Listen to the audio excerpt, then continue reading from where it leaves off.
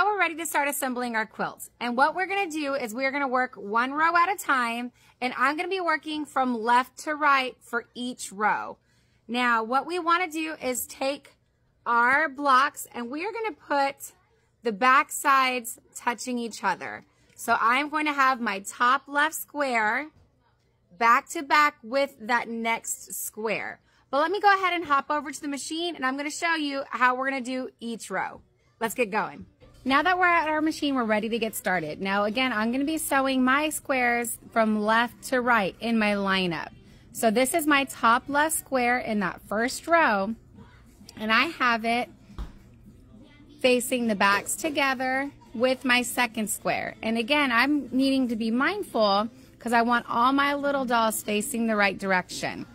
Now, in order to keep all the fabric moving to the left and not piling up here, I'm actually going to be sewing these patterns upside down. So I'm going to flip it over, and you'll see why in just a second. So I still have my first square with my second on my first row, and we are going to do 1/4 of a seam allowance. And if you have a walking foot, I highly recommend it.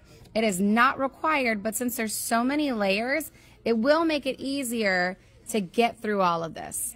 And at the beginning and end of each run, I'm going to make sure that I backstitch just a little bit to make sure that I anchor these stitches in, because I don't want it going anywhere. So let's go all the way through to the bottom. We're going to backstitch again.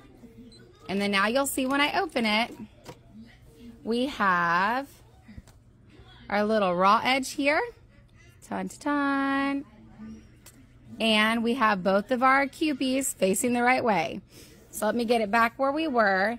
Now to move on to the next square, what I'm going to do is I'm going to go ahead and open this up, and I'm going to place my next square into position. But because we are doing this upside down, I have to make sure that my next square is matching up the same direction as the previous. Let's go ahead and line this up.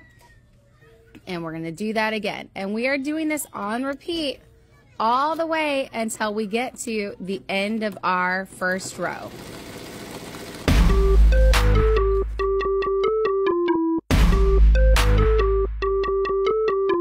Once you're done, you should have one solid row of your squares. Now I want you to go ahead and, whoop, let me make sure I got them facing the right way. Oh, I thought I messed up. Okay.